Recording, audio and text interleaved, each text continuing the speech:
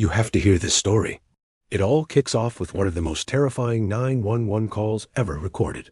In the middle of the night, a 23-year-old woman named Shannan Gilbert calls the police, totally frantic. She's telling the dispatcher, "Someone is after me. They are trying to kill me."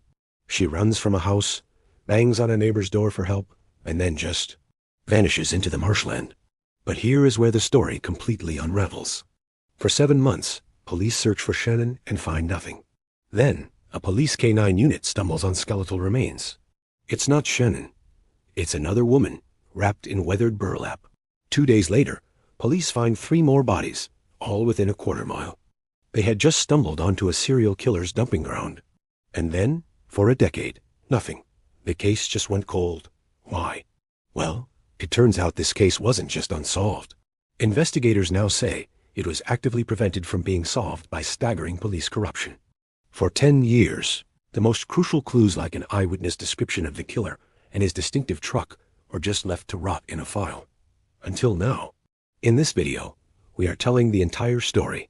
We're going to show you how a brand new task force reopened those old files and, in just 6 weeks, connected all of it to a man hiding in plain sight, a successful Manhattan architect living a double life. We are breaking down every piece of the puzzle. The burner phone data, the single hair found on a victim matched to DNA from a pizza crust, and the chilling murder blueprint they allegedly found on his computer. And we're going to tackle the biggest lingering mystery of all. Are all the murders solved, or is there another killer still out there? This is the definitive story of the Gilgo beach killings. You're not going to want to miss a second of this. For 7 long months after Shannan Gilbert's disappearance, there was nothing but silence and dead ends. The search for the missing 23-year-old had yielded absolutely no answers. The marshland along Long Island's Ocean Parkway kept its secrets well. But that changed on December 11, 2010. A Suffolk County police officer was out on a routine training exercise along the parkway with his K-9 partner, a dog named Blue. As part of the ongoing, but so far fruitless, search for Shannan, they were working their way through the thick, overgrown scrub that lines the desolate highway. And there, just off the road, they made a discovery. But it wasn't Shannan Gilbert. It was the skeletal remains of a different woman, wrapped in weathered burlap. She would later be identified as Melissa Barthelemy. Suddenly, the search for one missing person had become a homicide investigation. And it was just the beginning. The discovery sent shockwaves through Long Island. Then Police Commissioner Richard Dormer quickly announced that a serial killer was likely responsible, launching a massive search operation. Just 2 days after finding Melissa, within a quarter-mile of that first grim discovery, police found 3 more bodies. They were Maureen Brainerd Barnes, Megan Waterman, and Amber Lynn Costello. The media would name them the Gilgo 4. The search for a missing person was officially over. The hunt for a serial killer had begun. To understand this case, you have to understand the people whose lives were stolen. They were not just headlines or statistics. They were daughters, mothers, and sisters, each with their own story. They were targeted because they shared a state of systemic vulnerability, be it economic desperation or addiction, that made their disappearances less likely to command urgent attention from law enforcement. This is who they were. The case started with Shannan Gilbert. At 23, she had dreams of being a singer or an actress, but struggled with a bipolar disorder diagnosis. After her frantic 911 call on May 1, 2010, she vanished from Oak Beach. Her skeletal remains were finally found over a year and a half later, on December 13, 2011, in a tidal marsh near where she was last seen. The official cause of death was ruled undetermined, with police theorizing she may have accidentally drowned or died from exposure. But her family fiercely challenged this, commissioning an independent autopsy that suggested evidence of homicidal strangulation. That controversy remains a central, unresolved question in this entire case. The discovery of the Gilgo 4 established the killer's core pattern. All were petite women in their 20s who advertised as escorts on Craigslist. Their bodies were found within a quarter-mile of each other, most wrapped in burlap sacks. Maureen Brainerd Barnes was 25 and a single mother of 2 from Norridge, Connecticut. She had worked as a telemarketer and a card dealer, but turned to sex work to pay her mortgage after receiving an eviction notice. She was last seen on July 9, 2007, leaving her motel in Manhattan for a client. Her body was found restrained with 3 leather belts, one of which would later provide crucial DNA evidence. Melissa Barthelemy was 24 and had moved from Buffalo to the Bronx, hoping to become a hairdresser. She disappeared on July 12, 2009. In the weeks that followed, her teenage sister Amanda was tormented by a series of vulgar and taunting phone calls from a man using Melissa's cell phone. The caller eventually admitted to killing her. Megan Waterman was a 22-year-old young mother from Maine, described by her family as spunky but troubled. She was a victim of sex trafficking, brought to Long Island by her boyfriend. The last time she was seen alive was on surveillance video, leaving a Holiday Inn Express on June 6, 2010. Her daughter, Lily, was only 3 years old at the time. Amber Lynn Costello was 27 and living in West Babylon, New York, where she struggled with heroin addiction. On September 2, 2010, she left her home to meet a client who had offered her an unusually large sum of $1,500. The client had insisted she leave her phone and purse behind. It was the last time she was ever seen. But the Gilgo Four were not the only victims. As police expanded their search in the spring of 2011, they found more remains that connected to even older cases, revealing a distinct and gruesome disposal pattern. Jessica Taylor was 20 and had worked as an escort in Manhattan and D.C. She was last seen on July 21, 2003. Just 5 days later, her torso was discovered in a remote wooded area of Manorville. A tattoo on her body had been mutilated with a sharp instrument in a clear attempt to prevent her identification. It wasn't until March 2011 that more of her remains were found along Ocean Parkway, definitively tying her to the Gilgo Beach crime scenes. The same pattern linked Valerie Mack to the case. She was 24 and last seen in the summer of 2000. Her partial remains were found in Manorville in November 2000, but she remained unidentified as Manorville Jane Doe for 2 decades. It was only in 2020, through genetic testing, that she got her name back. Like Jessica, more of her remains were found along Ocean Parkway in 2011. The investigation would eventually stretch the timeline back even further, into the 1990s. Sandra Costilla, 28, was killed around November 19th or 20th, 1993. Her body was found by hunters in a wooded area of North Sea, Long Island, miles from the other crime scenes. For almost 30 years, her murder was not publicly linked to the Gilgo case, but she is now believed to be the earliest known victim connected to the primary suspect. Karen Vergara, 34, was last seen around Valentine's Day, 1996, known as Fire Island Jane Doe for years. Her severed legs were discovered in a garbage bag on April 20, 1996. 15 years later, in April 2011, her skull was found at Tebay Beach. DNA finally confirmed both sets of remains belonged to her, and she was identified through genetic genealogy in 2023. And horrifyingly, there were even more victims discovered whose cases remain officially unsolved and unlinked to the primary suspect, suggesting the desolate stretch of highway was a dumping ground for more than one killer. An unidentified dismembered torso with a distinct peach tattoo was found in 1997. The woman was nicknamed Peaches. In April 2011, the remains of a female toddler, nicknamed Baby Doe, were found near Gilgo Beach, along with more remains belonging to Peaches. DNA confirmed they were mother and daughter. Through genetic genealogy, they were finally identified as Tanya Denise Jackson, 26, and her 2-year-old daughter, Tatiana Marie Dykes. Their murders remain unsolved. The remains of another victim, known as Asian Doe, were also found in April 2011. This victim was a biological male between 17 and 23, found wearing women's clothing, who died from blunt force trauma. They remain unidentified, and their killer remains at large. So, with at least 11 sets of human remains discovered, why did it take over a decade to make an arrest? The answer is infuriating. The investigation can be broken into 2 completely opposite phases: a decade of stagnation defined by corruption, and a period of rapid progress defined by collaboration. The investigation's lost years began in late 2011 with the appointment of James Burke as Suffolk County Police Chief. Driven by what's been described as deep paranoia and hostility toward federal law enforcement, Burke's leadership was a disaster for the case. One of his first and most damaging acts was to remove the FBI from the Gilgo Beach investigation, cutting off a critical partnership. He also sidelined the experienced homicide detectives who had been leading the probe, effectively resetting the investigation from scratch. But it was much worse than that. Burke's entire tenure was consumed by a criminal conspiracy to cover up his own crimes. In 2012, he brutally assaulted a man who had stolen a duffel bag from his police vehicle. The bag reportedly contained pornography and sex toys. The cover-up, orchestrated with help from the district attorney at the time, diverted immense departmental resources and attention away from actual police work. As one federal prosecutor later stated in court, no police work is getting done. They're spending their day protecting Jimmy. Because of this, crucial leads from the early days of the Gilgo investigation were left to languish. Most notably, a 2010 witness statement describing a large, Frankenstein-like suspect and his distinctive first-generation Chevrolet Avalanche was never properly pursued. For a decade, the Gilgo case was effectively shelved while the department's leadership focused on self-preservation. Then, in 2022, everything changed. A new administration under Police Commissioner Rodney Harrison and District Attorney Ray Tierney took over.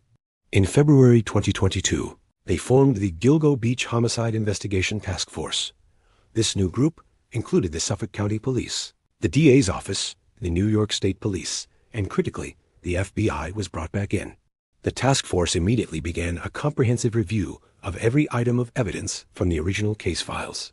The results were stunningly fast. Within just 6 weeks, they had identified a prime suspect, a man named Rex Heuermann. The breakthrough came from the very evidence that had been ignored for over a decade, that witness tip about the Chevrolet Avalanche.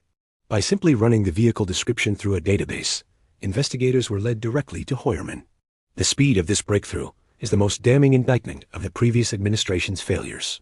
It proves that the clues needed to identify a suspect had been in their possession all along. The man arrested on July 13, 2023, was not some monster lurking in the shadows. He was hiding in plain sight. Meet Rex Heuermann, 59 at the time of his arrest. He was a married father of 2 and a successful Manhattan architect who had lived his entire life in the quiet, Long Island suburb of Massapequa Park.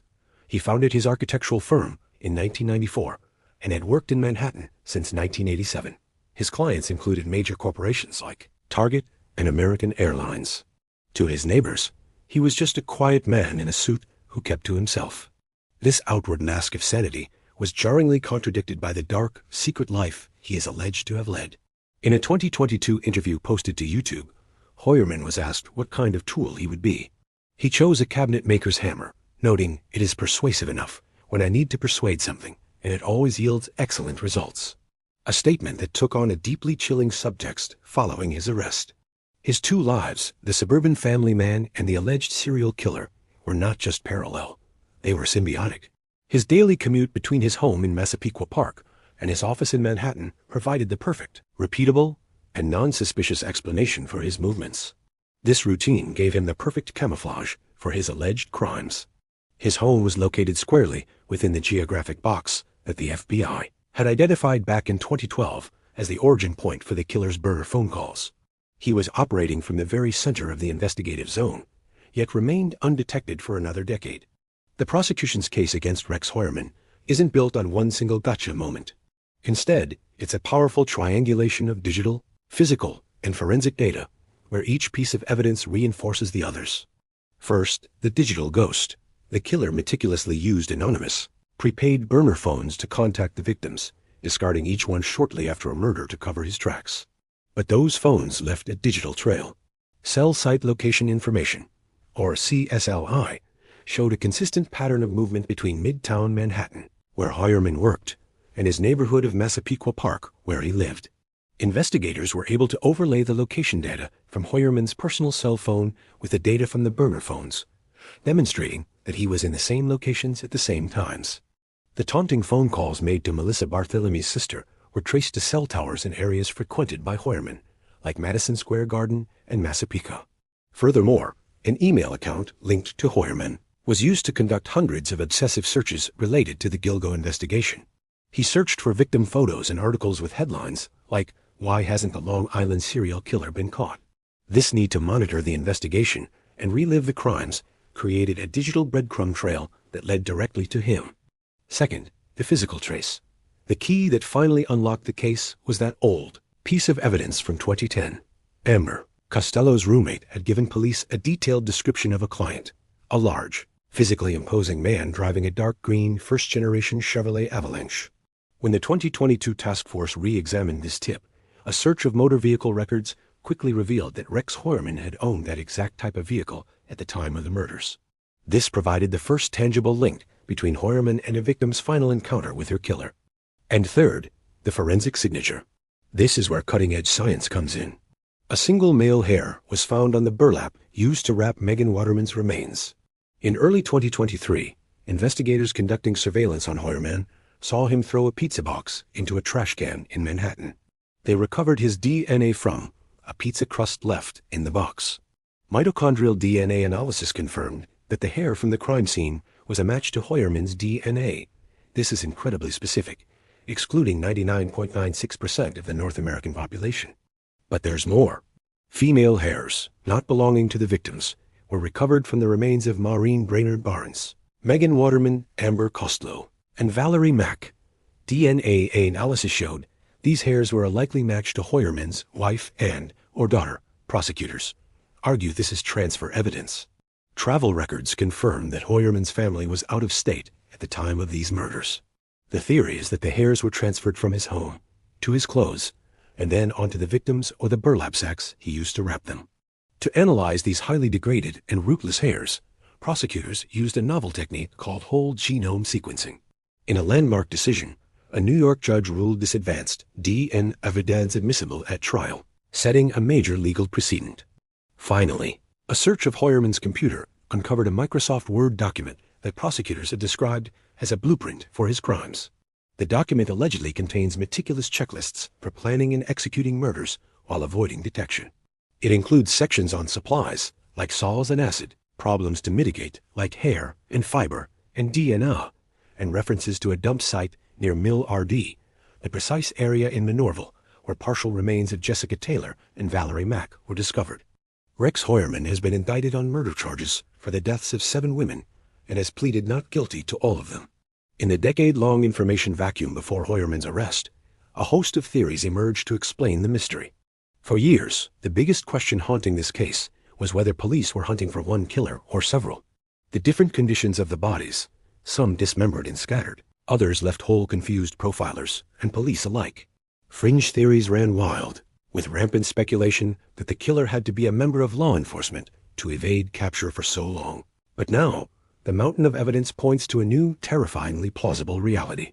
The theory isn't that one man is responsible for all the deaths, but that one man, Rex Heuermann, is allegedly responsible for a specific brutal killing spree, stretching decades, while other predators may have used the same desolate highway as their own dumping ground. The architect of ruin. This is the most plausible theory, because it's the only one that connects the dots that, for years, seemed impossible to link. It resolves the case's biggest contradictions. The DNA evidence specifically, the male hair found on the burlap used to wrap Megan Waterman ties the suspect directly to the Gilgo 4. Simultaneously, the alleged blueprint document found on his computer provides the missing link to the dismembered victims from Minorville. That document reportedly mentions a specific dump site in the Manorville area where parts of Jessica Taylor and Valerie Mack were discovered, and even references the removal of tattoos, a gruesome signature of Jessica Taylor's murder. This theory also accounts for the victims who don't fit the primary suspect's pattern. By acknowledging that the murders of Tanya Jackson, her toddler Tatiana, and the Asian doe are not definitively linked to Heuermann, it allows for the chilling possibility that their killer or killers are still out there. It's a theory built not on speculation, but on a powerful triangulation of evidence. The digital ghost from burner phones, the physical link of a Chevrolet Avalanche, and the damning forensic signature of his DNA. This is no longer a ghost story about a phantom who haunted Long Island. It's a detailed indictment of how a seemingly ordinary man allegedly operated as one of its most feared predators for decades, hiding in plain sight. The arrest of Rex Heuermann marked a monumental breakthrough, but it did not solve all the mysteries of Gilgo Beach. Several critical questions remain unanswered. The case that started it all, Shannan Gilbert's death, remains its most controversial element. The official undetermined cause of death, with a police theory of accidental drowning, stands in stark contrast to her family's belief that she was murdered. Without a definitive resolution, her death remains a lingering shadow over the entire investigation. And even if Rex Heuermann is convicted for the 7 murders he is charged with, the cases of at least 3 other individuals found along Ocean Parkway remain unsolved. Authorities have not definitively linked the murders of Tanya Jackson, her toddler Tatiana Dykes, or the unidentified Asian doe to Heuermann. This raises the disturbing possibility that Ocean Parkway was a dumping ground for more than one predator, leaving the other victims' cases to once again go cold. The charges also reveal a potential gap of nearly a decade in Heuermann's alleged killing spree. Between 1993 and 2003. Was he inactive during this period, or are there more victims yet to be discovered? As the case moves toward trial, it is poised to become a key legal test for the use of advanced forensic technology in court. The judge's decision to allow evidence from whole genome sequencing sets a significant precedent that could shape how cold cases are prosecuted for years to come. With terabytes of digital evidence and hundreds of seized devices, the case presents a massive challenge for both sides as it moves slowly toward a trial that will finally bring this dark chapter of Long Island history into a court of law. The arrest has brought some answers, but for the families of all the victims, the road to justice is far from over. It's a story of tragic loss, systemic failure, and the relentless pursuit of truth, reminding us that even after a decade of darkness, the tides of justice can, eventually, turn. Don't forget to like this video and subscribe for more deep dives into the cases you thought you knew.